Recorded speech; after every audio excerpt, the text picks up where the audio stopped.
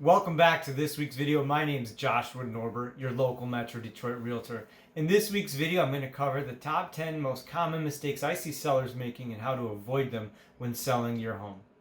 Now, last week we took care of how to buy a house in a hot market. Today we're going to deal with how to sell your house and get the most money for it in any market, especially today. So let's get started now.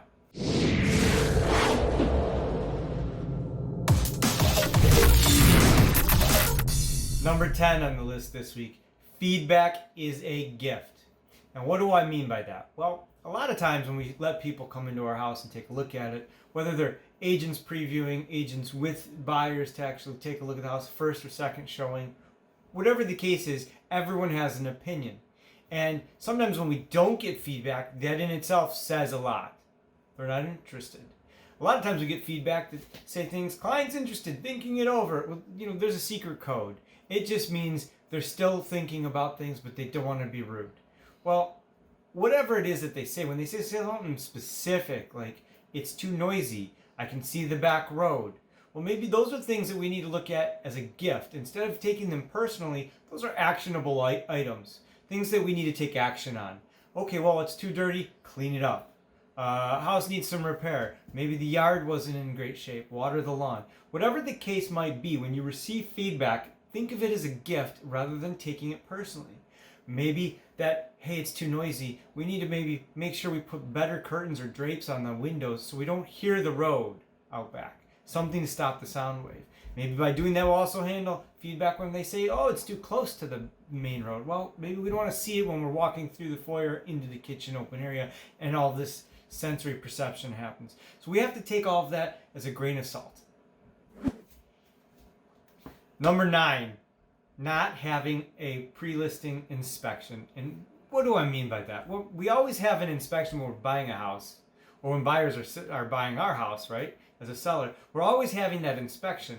And if you recall from last week's video, we talked about the 3 different times that we have to sell a home. And one of those isn't the offer stage, and one of those isn't the appraisal stage. Yeah, you guessed it. It's the home inspection. So by having a pre-home inspection, you're certifying that you've already inspected it with a third party, had it reviewed, have a list of items that may or may not be of issue or consequence to somebody, and in some cases, you may feel that it's important to take care of them.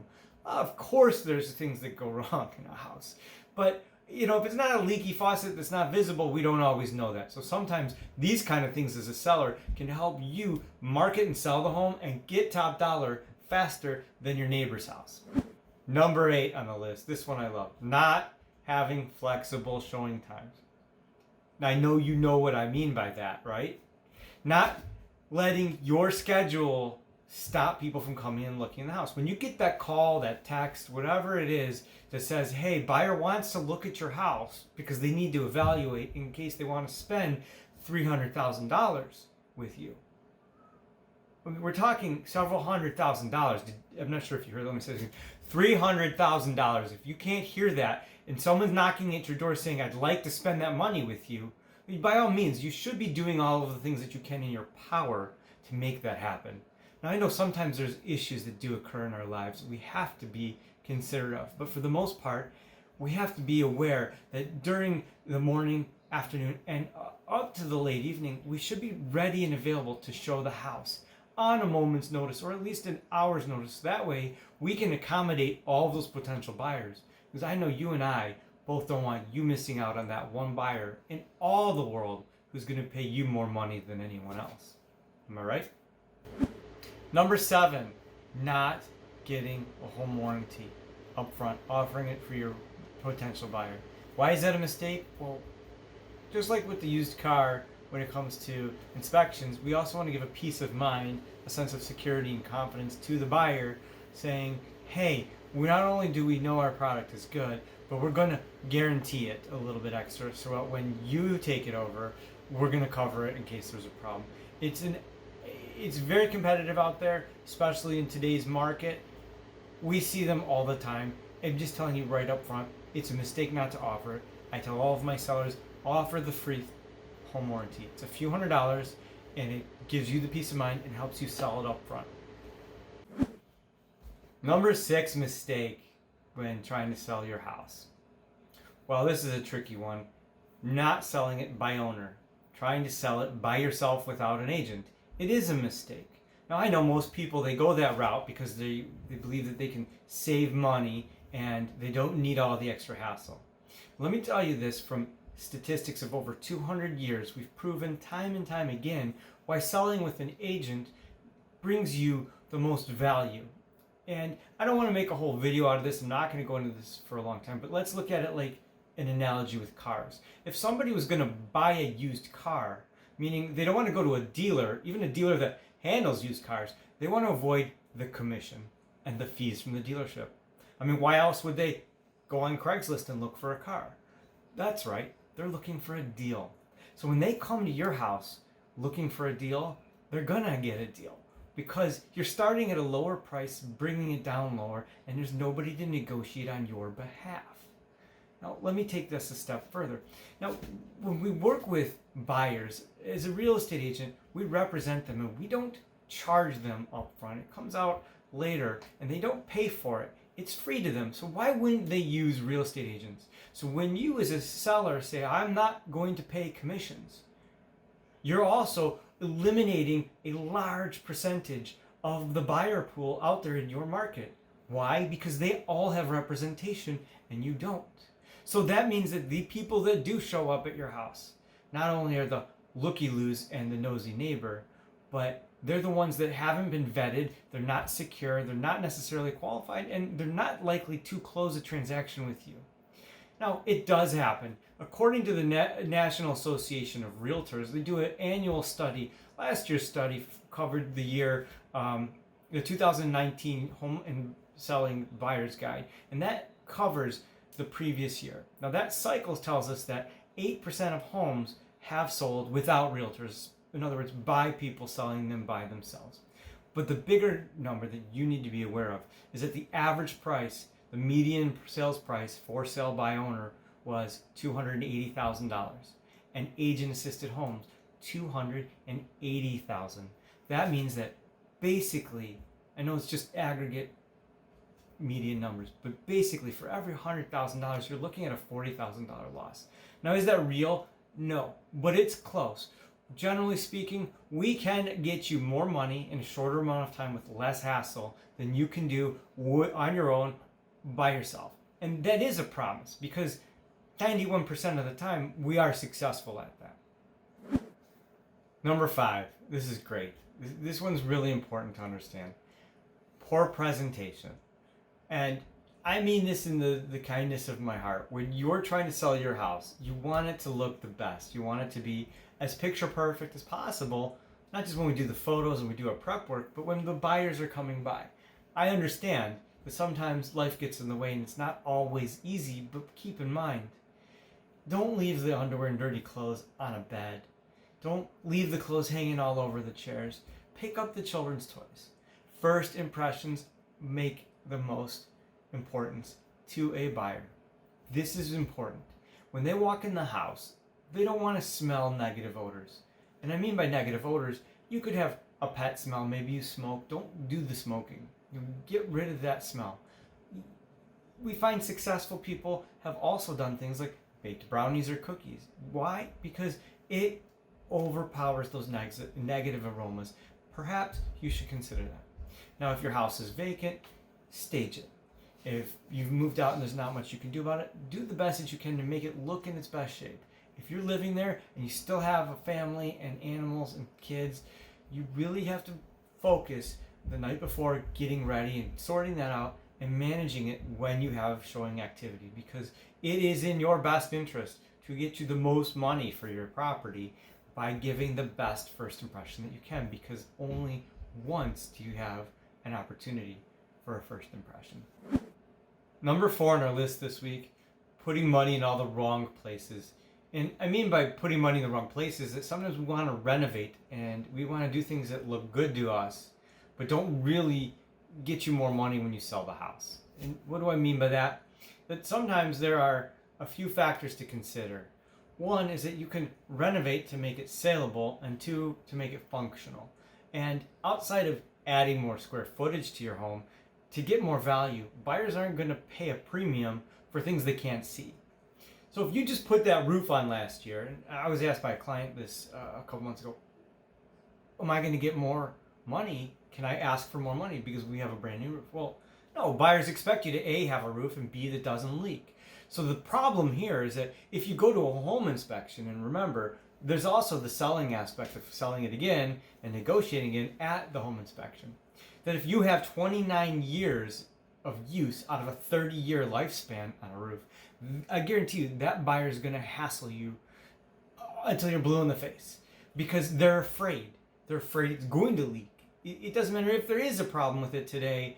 It's just not meant to last. So even though it could last, it's not rated to last. So they're very upset. When you buy the new roof and you have it put on, you can't get more money for it. You can just make it more saleable. It's easier to sell a house when there's no issues at the home inspection. So you're saving the money at that end and making it there. Same is true with electrical. I mean, when you walk through a house, like I'm glad you redid your electrical. It's all up to code and you did a lot of really nice work on it. But the fact is when I hit the light switch, if I'm buying a house, I want that light switch to work. Because if it doesn't and I'm toggling with it and buying that house, I'm wondering what's wrong. Same thing there. Number 3 costly mistake sellers make: not interviewing more than one agent. Now, I won't bore you with my babble here and go on too much. We talked a little bit last week about hiring agents, and I'll cover a little bit more in a minute. But basically, this is a mistake when you only go with the one person who shows up at your door. Well, cousin Johnny just got his license, so we're going to go with him. You're going to trust a guy with your $300,000 with no track record? At least call and talk to someone else and ask a few questions, right? The number 2 mistake. Now, sometimes I wonder, this should probably be number 1, but let's just keep it here at number 2 because the value I put on what's coming up. But this is pricing. And I mean by pricing, not following what the market is telling you. Now, you're a real estate agent. When you work with a great real estate agent like myself or my colleagues, we're going to bring with us what we call a market report. And you've seen it or you've heard about it. And it basically will show you all the homes like yours in your area that are similar that have sold. And it should also cover a few other items like what hasn't sold and what did sell. And that way you can look at what's your competition, what you're up against, and how you compare to other homes. Because a buyer is only going to pay for what other homes, comparable homes, are like yours. So just because you have a lot more nice color in your house or there's something else about your house that you like, I'm sorry, you can't ask for more. And a lot of sellers like to do that, and it's a mistake, especially in a market like today.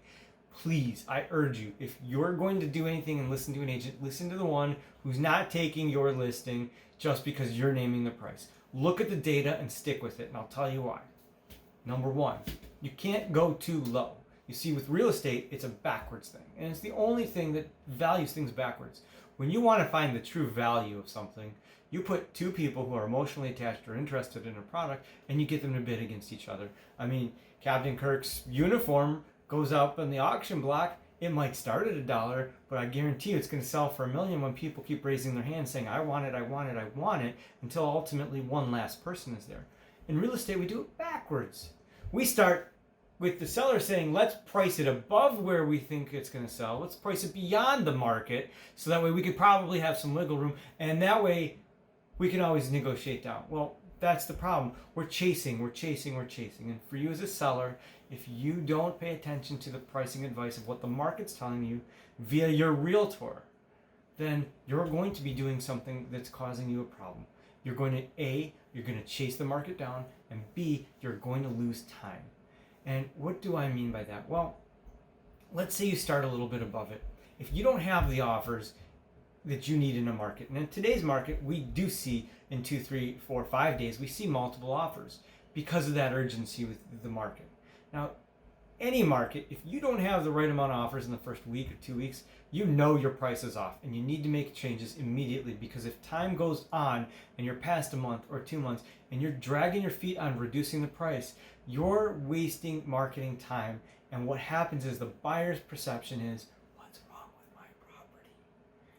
I didn't know if you heard that. You're going to wonder, what's wrong with the property? Why? Because it's been on the market for 8 months, and you haven't done anything with the price. You're just behind the ball, and it's just costing you time and time and time and time again until eventually you have to give it away. And who wants to do that? And our last one, number one, and I debated about the value here, but this has got to be the most important one, is hiring the wrong agent is the biggest mistake you can make. You see, you need to talk to your agent when you're hiring them. Please refer to last week's video. I know it's about the buyers, and I said it already today, but I did cover how to hire a real estate, and this is really important about hiring the wrong one. You see, you should know what their marketing plan is. If they walk in your door and don't have one, that's a problem. If they don't have a plan to communicate with you, that's a big problem. Because you see, the number one complaint about realtors as an industry is the lack of communication. A lot of people, I'm sure you've heard it, our agent just disappeared. Well, why is that? Well, that's because people get scared in our business. I know I'm not making excuses for them, but the fact is, the bar is too low and too many people get in this and are not trained and therefore are not really as professional in the way they address their clients as they ought to be. And I'm sorry, but when that's your complaint about the industry, they don't communicate well, that's a poor representation over 80% of us, right? Now the rest of us, we do make sure we provide those guarantees. We're going to update you, we're going to follow it through, we're going to have a plan to systematically keep you involved through all steps of the transaction. And a lot of times, if there's no activity in your house and your agent has fear, you're not going to hear from them. Why? Because they're afraid to tell you bad news. Well, nothing new this weekend. Nobody's interested. Whatever it is, you need someone who's standing up, advocating for you. Whether it's good news, bad news. You need to understand the market and what's happening with the sale of your home. Hiring the wrong agent is the number one most costly mistake you can make in any market when trying to sell your home. Please, if you're interested in selling your home today in Metro Detroit, I have my contact information below. Reach out to me. I'm happy to answer any question. If I can't help you, I'll refer you out to somebody that can. If you're looking to invest, if you're looking to buy, by all means, let me know. In fact, anywhere in the state of Michigan, I can help you. And I can refer you to other colleagues throughout the country for whatever your needs are. Again, thanks for watching this week's video. Joshua Norber signing off.